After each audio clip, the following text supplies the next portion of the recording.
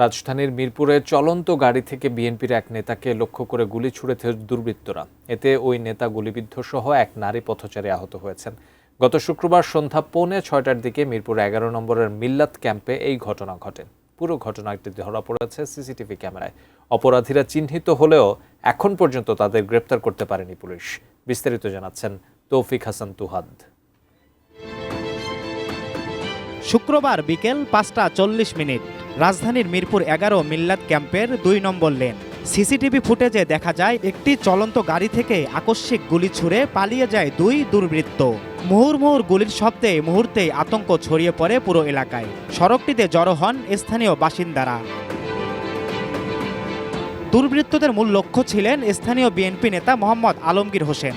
আশঙ্কাজনক অবস্থায় তাকে উদ্ধার করে ঢাকা মেডিকেল কলেজ হাসপাতালে ভর্তি করা হয়েছে। তবে এ ঘটনায় গুলিবিদ্ধ হন জোসনা বেগম নামের এক নিরীহ গৃহকর্মী।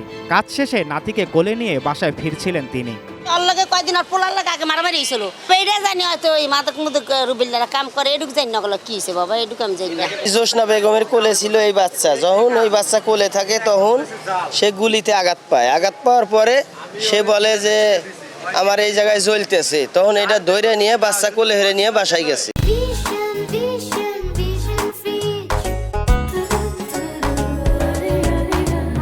ডাইন কোলে ছিল দেখে আমার বাচ্চাটা বাচ্চা গেছে, না হলে তো আমার বাচ্চার পায়েই লাগতো। আজ আমার মা হয়েছে, কাল তো আপনার মা হইতে পারে, পরশুদিন আর একজনের মা হইতে পারে। আমার বাচ্চাটা কোলে ছিল, বাচ্চাটা যদি হইতো তাহলে কি বাচ্চাটা বাঁচাইতে পারতাম? এ ঘটনায় পুরো এলাকায় চরম আতঙ্ক বিরাজ করছে। স্থানীয়রা ভয়ে ও আতঙ্কে ক্যামেরার সামনে কথা বলতে রাজি হননি। দোকান খোলা ছিল, ঠিক আছে। আপনি ছিলেন? আমি ছিলাম, কিন্তু আমি তো খুলিনি। আমি এই যে কাস্টমার নিয়ে ব্যস্ত ছিলাম। এদিকে ঘটনার খবর পেয়ে দ্রুত সিসিটিভি ফুটেজ সংগ্রহ করে তদন্তে নামে পল্লবী থানা পুলিশ। পুলিশ জানায় সিসিটিভি ফুটেজ বিশ্লেষণ করে ইতিমধ্যে অপরাধীদের শনাক্ত করা হয়েছে।